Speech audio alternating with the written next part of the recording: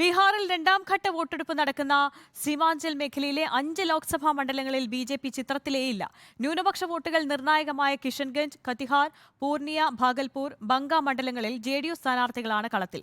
India സഖ്യത്തിനു വേണ്ടി കോൺഗ്രസ് 3 സീറ്റിലും ആർ.ജെ.ഡി 2 സീറ്റിലും മത്സരിക്കുന്നു. കിഷൻഗഞ്ചിലും പൂർണിയയിലും ത്രികോണ മത്സരത്തിന്റെ വാശിപ്രകടനമാണ് ഇത്തവണ. കഴിഞ്ഞ ലോക്സഭാ തെരഞ്ഞെടുപ്പിൽ ബീഹാറിൽ എൻ.ഡി.എ പരാജയപ്പെട്ട ഏക മണ്ഡലമാണ് കിഷൻഗഞ്ച്.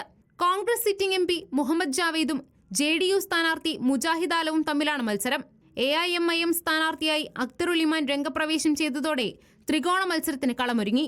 അസദുദ്ദീൻ ഒവൈസിയുടെ എ.ഐ.എം.ഐ.എം ബീഹാറിൽ ശക്തി പരീക്ഷിക്കുന്ന ഏക മണ്ഡലം കൂടിയാണ് കിഷൻഗഞ്ച്. ത്രികോണ മത്സരം നടക്കുന്ന മറ്റൊരു മണ്ഡലമാണ് പൂർണിയ.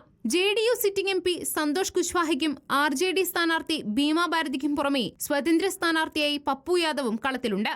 ആർ.ജെ.ഡി പ്രാദേശിക നേതാക്കളുടെ പിന്തുണ പപ്പു യാദവിനുള്ളതിനാൽ ഇന്ത്യ സഖ്യ വോട്ടുകൾ ഭിന്നിക്കുമെന്നും മണ്ഡലത്തിൽ ഹാട്രിക് ജയം നേടാമെന്നുമുള്ള കണക്കുകൂട്ടലിലാണ് ജെ.ഡി.യു. മുതിർന്ന കോൺഗ്രസ് നേതാവ് താരിഖ് അൻവർ തിരിച്ചുപിടിക്കുമെന്ന പ്രതീക്ഷയിൽ മത്സരിക്കുന്ന മണ്ഡലമാണ് കതിഹാർ. 5 തവണ താരിഖ് അൻവർ കതിഹാറിൽ നിന്ന് വിജയിച്ചിട്ടുണ്ട് എന്നതാണ് കോൺഗ്രസ് ആത്മവിശ്വാസം. ജനതാദൾ സിറ്റിംഗ് എം.പി ദുലാൽ ചന്ദ്ര ഗോസ്വാമിയാണ് പ്രധാന എതിരാളി.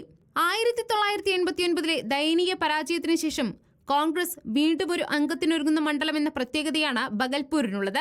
ഗൽപൂർ കലാപത്തെ തുടർന്നുണ്ടായ ജനരോഷമാണ് കോൺഗ്രസിനെ ദീർഘകാലം മണ്ഡലത്തിൽ നിന്ന് അകറ്റി നിർത്തിയത്. കോൺഗ്രസ് സ്ഥാനാർത്ഥി അജിത് ശർമ്മയും ജെ.ഡി.യു സിറ്റിംഗ് എം.പി അജയ് കുമാർ മണ്ഡലം തമ്മിലാണ് മത്സരം. സോഷ്യലിസ്റ്റ് പാർട്ടികളുടെ ശക്തി കേന്ദ്രമാണ് ബങ്ക മണ്ഡലം.